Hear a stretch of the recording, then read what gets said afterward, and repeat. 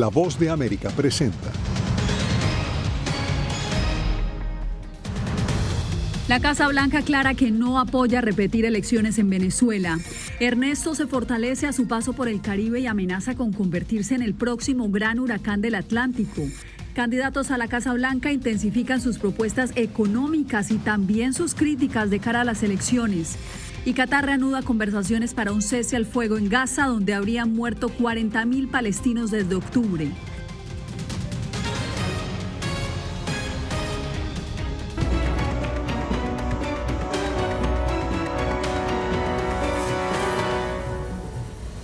Bienvenidos. Comenzamos con el revuelo que ha generado la respuesta del presidente Joe Biden a La Voz de América sobre la propuesta de Brasil de repetir las elecciones en Venezuela. Celia Mendoza está en el Departamento de Estado y lo primero que queremos saber, Celia, es ¿ha cambiado de alguna manera la postura de Washington hacia Venezuela?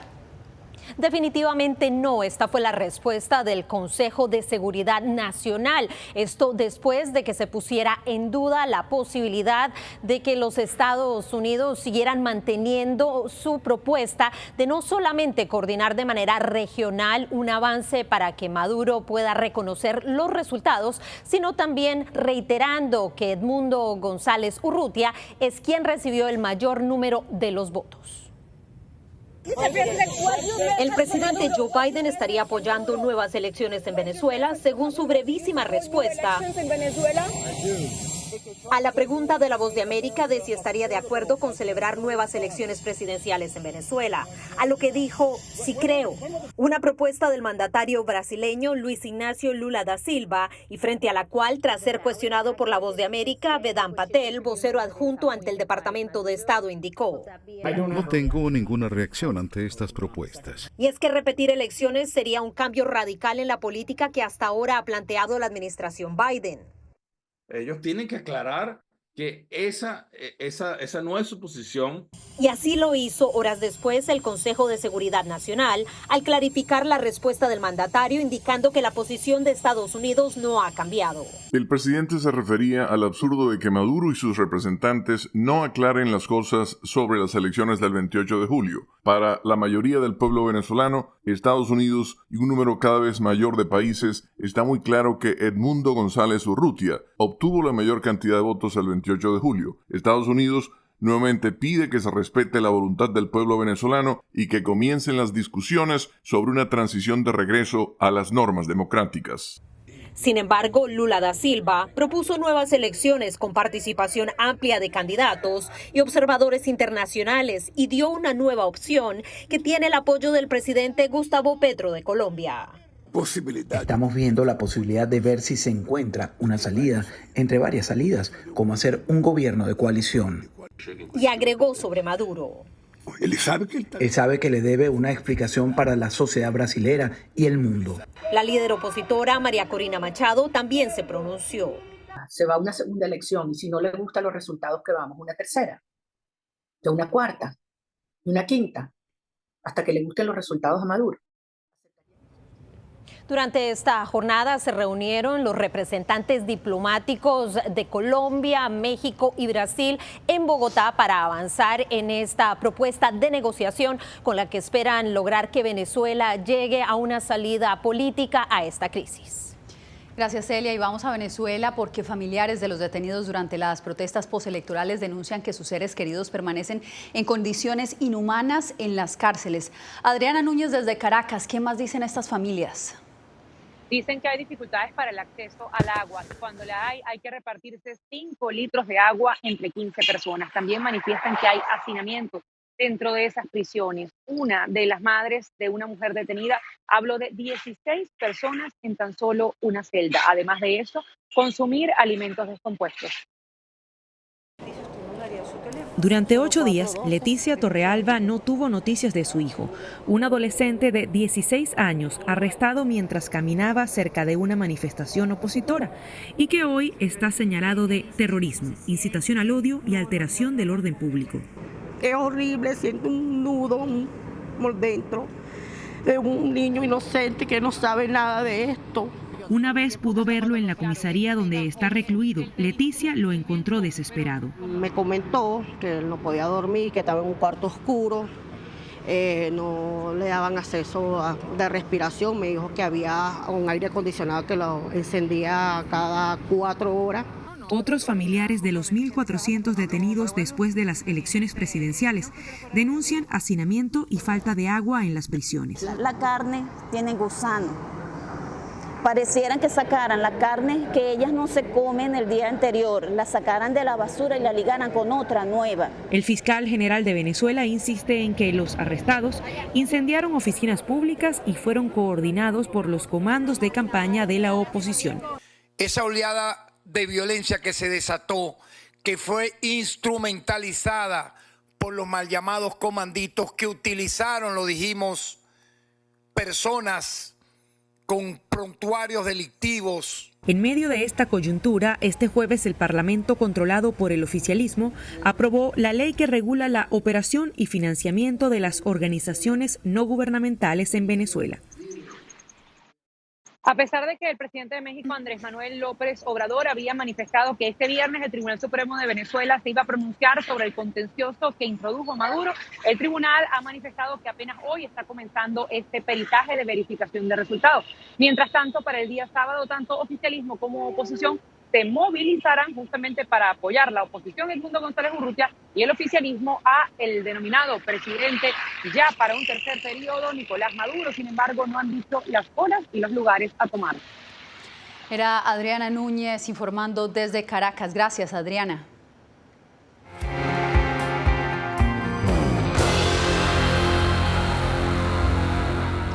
Tras azotar Puerto Rico y las Islas Vírgenes, el huracán Ernesto avanza por el Atlántico Occidental en dirección a Bermuda, amenazando con intensificarse y convertirse en un huracán mayor antes de llegar al territorio británico.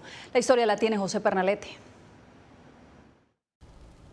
Más de 730.000 hogares sin electricidad es parte del impacto que las autoridades de Puerto Rico registran tras el paso de Ernesto, un huracán de categoría 1 que se fortalece mientras deja devastación por la fuerza de sus vientos y altos volúmenes de agua que ha desplazado hacia las zonas costeras. La evaluación de daños es continua. Se han identificado 222 estructuras que fueron dañadas, pero no hemos encontrado hasta el momento ninguna situación catastrófica desde el punto de vista de que nos va a costar reparar. El riesgo de esta manifestación ciclónica aumenta durante su desplazamiento según el Centro Nacional de Huracanes. Su contundencia es potencial detonante para desatar condiciones peligrosas de oleaje y corrientes de resaca en gran parte de la costa atlántica durante los próximos días. Esperamos un movimiento hacia el norte y luego hacia el noreste durante las próximas 48 a 72 horas. Y eso va a llevar el centro de Ernesto cerca o sobre Bermuda durante el día sábado, donde hay una advertencia de huracán. En efecto, eso significa que se esperan condiciones de huracán en esa isla dentro de 36 horas. Los expertos calculan una velocidad lenta de desplazamiento del huracán en su llegada a Bermuda, produciendo un elevado peligro de inundación, potencialmente mortal, mientras en Estados Unidos se advierte vigilancia en la costa. Tenemos un alto riesgo de corrientes de resaca ya en partes del noreste de Florida, al sureste de Georgia. Los meteorólogos proyectan que Ernesto impacte en la costa de Canadá la próxima semana. José Pernalete, Voz de América, Miami.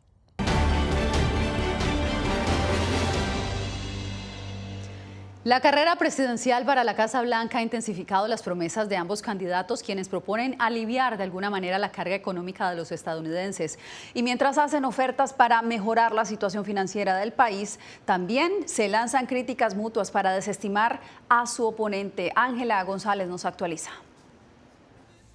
En su acto de campaña en Carolina del Norte y previo a la conferencia de prensa en su campo de golf en Nueva Jersey, Donald Trump habló sobre su propuesta económica, un tema de interés para los votantes.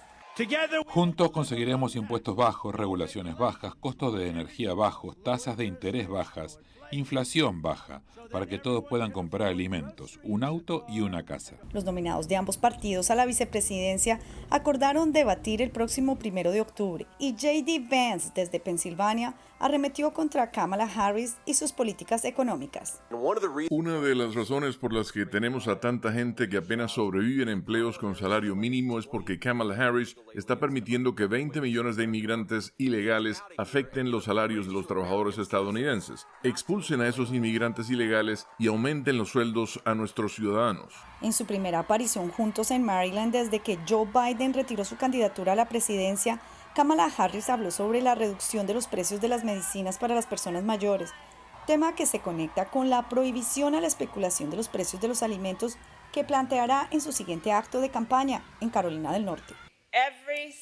Todas las personas mayores de nuestra nación deberían poder vivir con seguridad, estabilidad y dignidad, por lo que en los Estados Unidos de América ninguna persona mayor debería tener que elegir entre comprar sus medicamentos recetados o pagar el alquiler. La campaña del candidato presidencial independiente Robert F. Kennedy Jr. intentó organizar una reunión con Harris sobre un posible papel en su administración si él se reitera la carrera y la respalda, pero no se materializó. Esto según el diario The Washington Post. Ángela González, Voz de América. Esta semana, 2 reportes alertaron sobre un creciente esfuerzo por influir en la elección presidencial del 5 de noviembre. Los informes destacan un aumento en la manipulación de la información, la violencia política y la intimidación, como nos informa Verónica Valderas Iglesias. Los votantes estadounidenses son cada vez más blanco de actores internos que diseminan información falsa de cara a la elección presidencial. Eso indica un nuevo reporte del grupo de derechos humanos Freedom House. Personas dentro de Estados Unidos filtran teorías de conspiración e información engañosa sobre política. Un 70% de republicanos y aquellos que tienden a votar republicano han sido capturados por la teoría de conspiración de que los resultados de la elección presidencial de 2020 fueron ilegítimos. En 2024, tal narrativa está emergiendo y domina. También aumenta la intimidación y el acoso en línea de funcionarios electorales, así como la violencia política, dice el investigador. Hemos visto ataques directos contra candidatos políticos, incluido el intento de asesinato contra el expresidente Trump. Los discursos y crímenes de odio contra grupos marginados también van en aumento. Aunque la infraestructura sigue protegida, preocupan los ciberataques.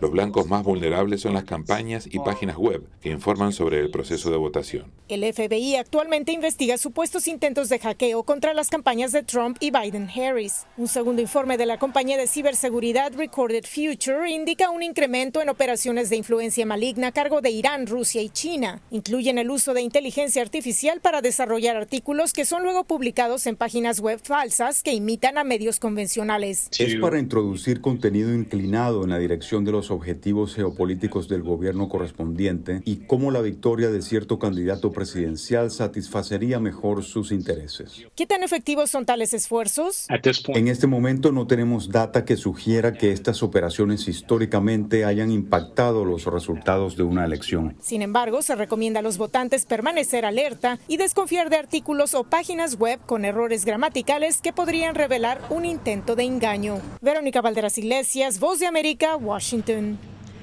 En Doha hoy se reanudaron las conversaciones para buscar un cese al fuego en Gaza y la liberación de los secuestrados.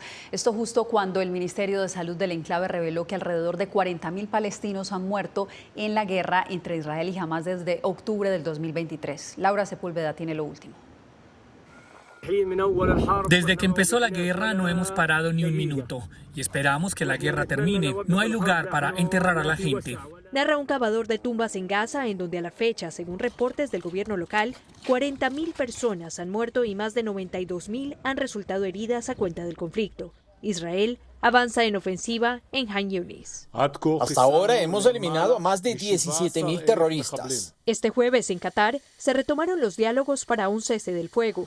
Hamás no asistió al encuentro y recibirá informe de la mesa negociadora para evaluar posibles acuerdos en conversaciones que continuarán durante la siguiente jornada. Palestinos e israelíes piden un acuerdo. Mírennos con misericordia, estamos cansados de esta situación, no podemos soportarla más y no podemos vivir. Los rehenes se liberan mediante un acuerdo y no mientras hay fuego. Necesitamos un alto el fuego para recuperarlos a todos. Ya no podemos confiar en el gobierno israelí. Ha estado torpedeando cualquier esfuerzo por lograr un acuerdo durante los últimos 10 meses. La reactivación de las negociaciones se registró 2 semanas después del asesinato del líder de Hamás, Ismail Haniyeh, en Irán, hechos por los que la organización y el gobierno iraní han responsabilizado a Israel, que no se ha atribuido responsabilidad, pero se arma ante el posible escalamiento del conflicto en la región. Estados Unidos aboga por una resolución pacífica. Necesitamos que los rehenes sean liberados, que los civiles palestinos en Gaza reciban ayuda, preservar la seguridad de Israel y disminuir las tensiones en la región. Y necesitamos ver eso lo más pronto posible. Entre tanto, el presidente palestino Mahmoud Abbas anunció que junto con miembros de su gobierno visitará la Franja de Gaza. Laura Sepúlveda, Voz de América. Tras la apuesta de Ucrania de lanzar una incursión en territorio ruso, este jueves el presidente Volodymyr Zelensky anunció que el ejército de su país logró total control de la población rusa de Sotsa en la región de Kursk. Este es el enclave más grande que Ucrania ha capturado hasta la fecha y antes de la guerra contaba con 5.000 habitantes. Zelensky indicó que establecerá una oficina en esa ciudad, aunque no brindó detalles sobre sus funciones. Además, afirmó que Ucrania ha capturado más de 80 asentamientos en la región de Kursk. Rusia, por su parte, no ha confirmado estas afirmaciones y el flujo de gas natural de Sotsa hacia Europa no ha mostrado interrupciones. Regresamos en instantes desde aquí en Washington, donde el presidente Biden anunció un acuerdo para hacer más accesibles los medicamentos de mayor demanda en el país.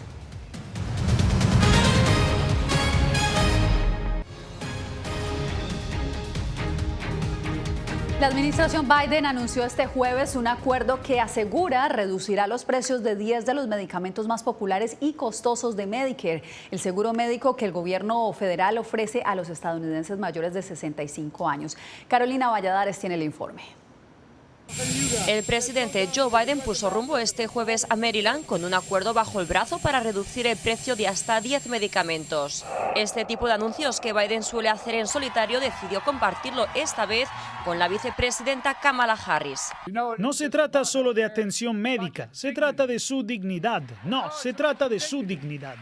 Se trata de tranquilidad, se trata de seguridad, se trata de cuidar de su familia, se trata de darle a la gente un poco más de espacio para respirar. Mire, creo que la atención médica debería ser un derecho, no un privilegio en Estados Unidos.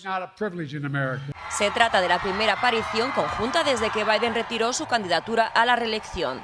La Casa Blanca asegura que el acuerdo, al que califica de histórico, beneficiaría principalmente a ancianos e incidirá en los fármacos más populares y costosos de Medicare. Según la administración Biden, los descuentos podrían oscilar entre el 38 y 79% sobre el precio de venta del fármaco, que es su costo, antes de que se le apliquen descuentos o reembolsos, no el precio que la gente realmente paga por las recetas. Algo que no comparte la Asociación de Fabricantes e Investigadores Farmacéuticos de Estados Unidos. La administración está utilizando el plan de fijación de precios de la ley para reducir la inflación para generar titulares políticos, pero los pacientes se sentirán decepcionados cuando descubran lo que significa para ellos. No hay garantías de que los pacientes verán menores costos. El pacto con los productores ahorrará unos 1.500 millones de dólares a los beneficiarios del seguro médico federal para mayores de 65 años y cerca de 6.000 millones a los contribuyentes en el primer año de su entrada en vigor en 2026, según la Casa Blanca. Carolina Valladares en directo desde la Casa Blanca. Carolina, háblanos del alcance de este acuerdo, ¿a quiénes beneficiará en mayor medida? Pues Jasmine, según dijo Biden en un comunicado antes de su viaje a Maryland, dijo que esta medida beneficia sobre todo a personas mayores de 65 años, es decir, a beneficiarios de Medicare, aquellos que tienen enfermedades crónicas, y va a impactar el precio de estos medicamentos, de personas que tienen, por ejemplo, pues diabetes, insuficiencia cardíaca, cáncer en la sangre o también coágulos de sangre, Jasmine. Muy interesante, Carolina, gracias por este reporte. Bien, en breve, con el sexenio del presidente Andrés Manuel López Obrador a punto de concluir, defensores de la libertad de prensa evalúan el impacto de estos 6 años de gobierno para los comunicadores en México. En México, defensores de la libertad de prensa critican el sexenio que está por concluir al señalar que al menos 47 trabajadores de medios de comunicación fueron asesinados. Aseguran que esperan una mejor protección al periodismo con el gobierno nuevo. Vicente Calderón nos reporta desde Tijuana. Así despidieron al tercer comunicador asesinado este año en México.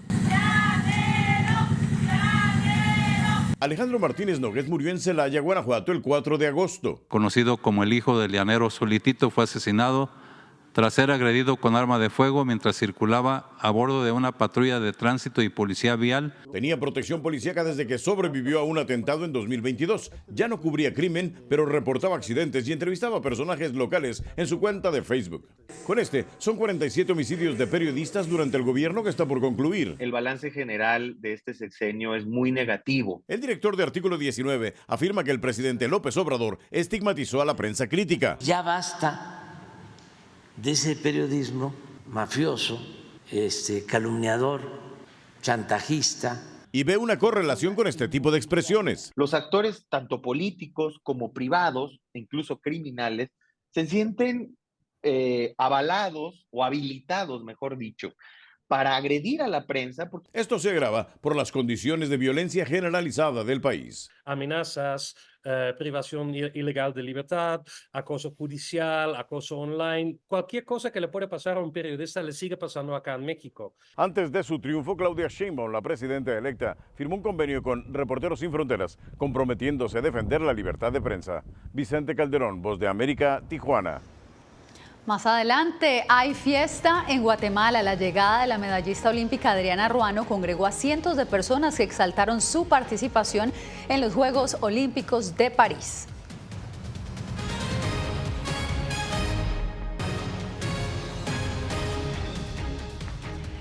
Después de una histórica participación en los Juegos Olímpicos de París, Guatemala recibió con una gran fiesta a la tiradora Adriana Ruano, quien conquistó 2 medallas en la competencia. Eugenia Sagastume nos muestra el recibimiento de los guatemaltecos a su atleta en una vibrante caravana por la capital. Adriana, entre valles te espera y te ama. Adriana, entre valles te espera y te ama. La tiradora Adriana Ruano se convirtió en la primera mujer guatemalteca en conseguir una medalla olímpica, en la primera guatemalteca en ganar una medalla de oro e impuso un récord en la disciplina de foso femenino en los Juegos Olímpicos de París. Una fiesta estaba preparada para su retorno a Guatemala, donde miles la esperaban en varios puntos de la capital para saludarla, pedirle autógrafos, tomarse una fotografía o simplemente aplaudirle.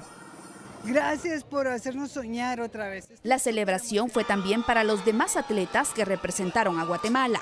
Muchos de los atletas que vamos ahorita han sido mi inspiración en este proceso y pues nada, muy contenta de traer 2 medallas para Guatemala. La segunda medalla es de bronce y fue obtenida por Jean-Pierre Brol en foso masculino. Ambos medallistas lideraron una caravana que recorrió calles de la ciudad para agradecer el apoyo del pueblo guatemalteco.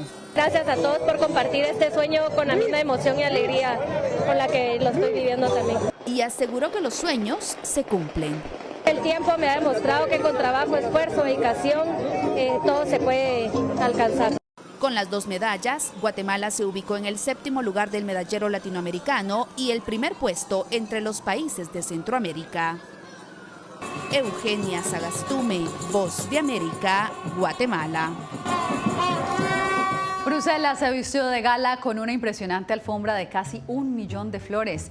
Este jueves, en su plaza histórica, Bruselas celebró la edición 23 de la Alfombra de Flores.